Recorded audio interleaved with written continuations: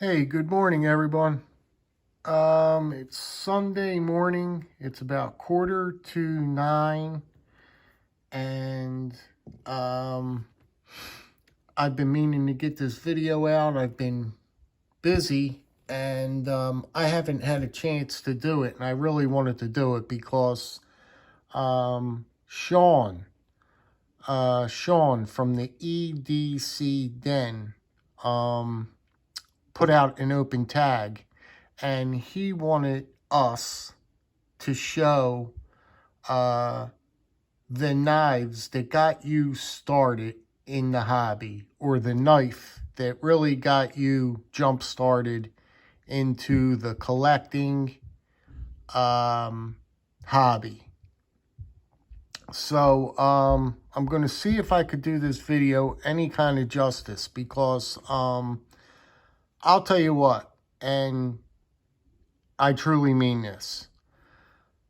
Sean is one of, how do I say it? Sean is one of the nicest people that I know in the community.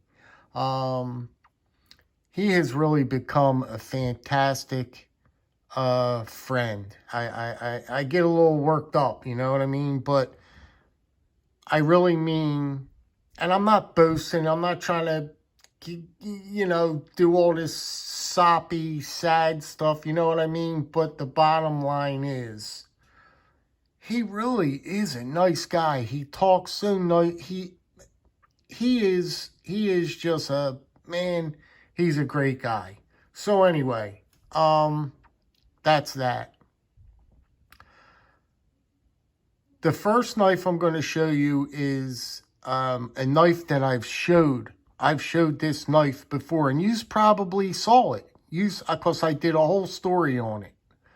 I was always, as a young boy, fascinated with knives. Always fascinated with knives, and I would beg my dad to take me to where I live. They have a what's it called? Like a flea market, and it's every weekend. It's Saturdays and Sunday. They have this big, huge flea market where we live. And I always wanted him to take me there because they always had the vendors that sold the cheap Chinese knives, and all the stands were, they had so much cutlery there. But of course it was cheap cutlery, normal cheap cutlery. Sometimes you could find some really good pieces though. Some sellers would sell some good stuff. You could find good stuff at flea markets. But for the most part, it was all those Chinese knives and whatever. I don't want this video to get too long. I'm always worried about the videos getting long. So just stick with me for a minute, please, guys. So my father always knew I had a fascination with knives. Always. And I'll never forget the day it happened, and I'll never forget like it was yesterday. I'm telling you, I told you guys the story. I wasn't laying on my bed. I was sitting on my bed doing whatever I was doing as a young boy, and my dad came home from work, and in a bag, he had this in a bag, and he like tossed it onto the bed, and he goes, "Here, son." He goes, "I thought you might like this." And I said, "Oh, man." I said, "Oh, thanks, Dad." I said, "Great." And lo and behold, it was this piece right here. As you can see, it's Camillus. It's a Camillus knife. And I did a little bit of research on it, but I still don't know too much about the knife. But when I tell you, before I bring it out, this is one, not because my father gave it to me, and this is the one that really got me into the hobby, and really made me see that this is what I really love. It is, now when I show you this, guys, I really want you to look at this carefully and closely because it is really a beautiful, beautiful piece. It really takes you away. I mean, it takes you to another place. I mean, you gotta see these wood scales and just the way it's put together.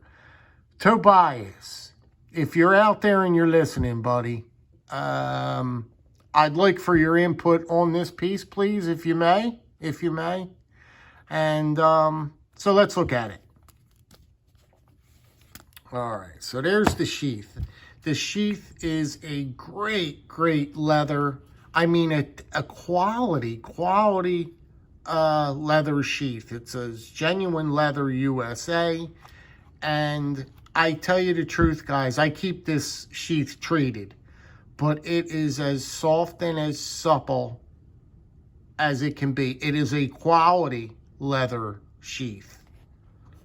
Let's get rid of that and put that up there on the side and take a look at the knife. Guys, which way do I want to show it? I don't know. This is the knife, guys. It is a lockback. It is a lockback knife. How do I explain this? It's got just, I mean, over the years, it has taken on, the brass bolsters has taken on the most incredible wear and patina that you could imagine. The wood, these wood handles, they look like, would you think that they're walnut? Does that look walnut to you guys? As we're going along, let me know what you think the wood is. I think it's walnut. I'm not sure. I'm trying to give you guys as close as a look as I can of it. But wait until I open up the blade. There's the back spine of it. Look how gorgeous. Look how gorgeous that back spine is. And wait till you hear the lockup on it. Now this is what really,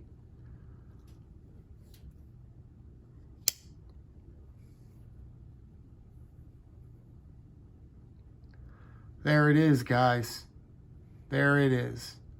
Now, can you imagine when I was roughly about 12, 14, 15 years old, my father gave me this. And when I opened this up, well, guys, I mean, it was a game changer for me. This is what, you know, this is what really got me into trying to pick up and acquire more pieces. Really. It says, well, right there, I don't, it's fading out. Well, it says Camillus, New York, USA. Can you guys get anything off of that tang? Does that mean anything to you guys? Camillus, New York, USA. And on the back, it's got a number 4. It's got a number 4. Maybe you guys could tell me something about the steel. But it's just a fantastic piece of cutlery, and it kind of makes me, the hairs on my arms stand up, because it's a very special piece in my collection. I told you guys before about the story when I did a move out of my apartment into my house. I couldn't find this knife when my friends were helping me move it. I thought the knife got stolen. And, well, guys, believe it or not, I've told you this story. I've stopped the moving process. I said, everybody, please just stop right where they're at. I am in search of this knife, this, that, and the other. Let's stop everything until I find that knife. And I looked and we looked until we found that knife. It was misplaced. I wouldn't let nobody go anywhere. I wasn't letting nobody leave or go home because I'm thinking that somebody stole my knife. No way. It was found. But this is the one that really started it out. So I figured I'd give you guys a little look at that and a quick story on that one. I was just, as a boy, this is what really got me going. And I never, ever, ever stopped. Never stopped. So we're going to go ahead and, well, let's fold this up for a minute. And I'm going to move along quickly. So we'll put that down there. Now, the next one I'm going to show you is, it's a few years later. This really got me going. I was looking online at knife websites, this, that, and the other, and whatever it may have been. This knife here is the Spyderco Tenacious. This is the Tenacious. And when I saw this knife, guys, I just have to use the word, I went crazy. I went bonkers. When I was in the hobby, Spyderco was first coming out. I know that this was the biggest one, the Tenacious and the Resilience. And a funny story behind this one was because after I realized and found out what this knife was, I had to have it. I would have done anything to get this knife. So a Bass Pro Shop opened up in Atlantic City, a new Bass Pro Shop. So I said, I gotta go there. I gotta get this knife. I know it'll be there. Lo and behold, I go to the Bass Pro Shop. It was there. And I looked at it and I was like, oh my God. Now this, at the time, this was the hottest thing in cutlery, the Tenacious. Everybody had to have one. Everybody had one. Everybody had to have a Spyderco Tenacious. This is how far back we're going. And you're really going to know how far back we're going because I have the receipt. I have the receipt of this knife. This knife was $80. I paid $80, and with tax and everything, I think it came over $100 for this knife in a Bass Pro Shop. And I was glad to pay for it. I was glad to pay because I finally got it. Oh, I made the big score. I got a Spyderco Tenacious because that's how big they were back in the day. Back in the day. It's just funny. And after I got this one, well, now, this is when it really started. The hobby really got cranking with this guy right here, the Spyderco Tenacious. So yeah, Sean, I tell you, buddy, the Tenacious really did it for me. Was always into knives and fascinated with knives. And this piece here has special memories to me. And this one as well got me really wanting to get involved more.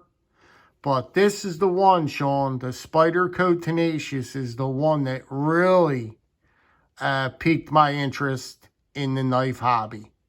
So after I got this one, well, it was lights out, as they say. I just kept on, then I was just on to, I wanted to pick up another Spyderco, another Spyderco, another Spyderco. That's how we all start out. We all start out with the Spydercos. We all start out with the Spydercos. But that's where my love affair with knives really started is with Spyderco and the Spyderco Tenacious. Last but not least, I have to show you guys where my love affair of traditionals came in quickly, because this is getting to be a long video. I was walking around my Walmart, and you can still get these to today. I was walking around in my Walmart, and what do I find? Here it is. Let me see something here, guys. I found this guy right here. Yes, of course it's a canoe. Well, when I saw this, guys, you know how many years I have had this canoe? This little, this canoe, many years. Well, when I spotted this, I thought that this was the most beautiful thing at the time that I have ever put my eyes on. And I just looked through the glass case and I says, oh my God, I says, look at that. What is that? I says, oh man, I says, I couldn't wait to get the salesman to unlock the glass case. And I said, oh, sir, I says, can I see that one there? And he got it out of the case, and lo and behold, it's the good old Buck canoe. And I bought the Buck canoe, and well, I guess it's history after that, because when I got this thing home, guys, when I got this home, let's see. Sorry, guys. When I got this home and I started to carry it and play with it, I says, oh my God. I says, I've got to look into getting more of these knives. And I learned what they were called, and they're called traditional knives, and this, that, and the other. And you quickly adapt, and you learn, and you look on eBay, and you see, you know what I mean? So I picked up a couple more of these in the beginning.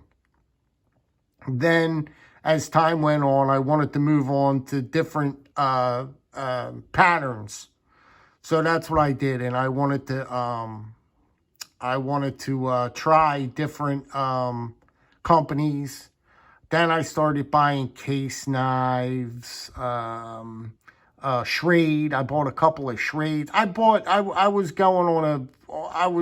going crazy with these traditional knives. And my love affair for traditional knives never went away. And up until today, as much as I love my modern pieces, and I just got one that came in. I just got the RSK Mini Hogue.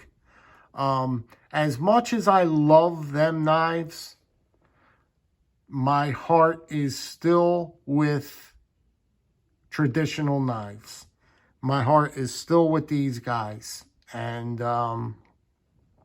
so my traditional hobby, my traditional love really started with this guy here, this Buck canoe. And this is an old piece, guys. I've had this piece for many years. And it's funny, because up until today, you could still get this same knife in Walmart. It's still the same price, 20 bucks. It's still 20 bucks in Walmart, guys. So, but yeah, that's about it. That's where it started. So, yeah, it started with the good old Buck canoe for traditionals. And, well, the Spyderco Tenacious is really the one that got me started in the knife hobby. And this piece here really made me realize that my love for knives, you know what I mean? So this guy right here made me it was an eye opener. And once my father gave me this piece, I knew I wasn't stopping. I knew I wasn't going to stop anytime soon. So, that's just about it, guys. That's where it started for me, with those 3 pieces right there. Those 3 pieces are the ones that got me going. So, Sean, I hope that you enjoyed that, buddy. I hope that it did some kind of justice for you. And, yeah, I'm going to let you guys go because this video got long. And I thank you for the opportunity to do the video, Sean. And I had fun doing it. And I'm looking forward to seeing everybody else's videos, too. So I've been following everybody that puts this video out and does this tag. So I've been following along. Okay, guys, listen. Till the next one, be well. Be well out there, guys. Be safe. And I'll see you guys soon. Yeah. All right, guys. Take care. Bye-bye.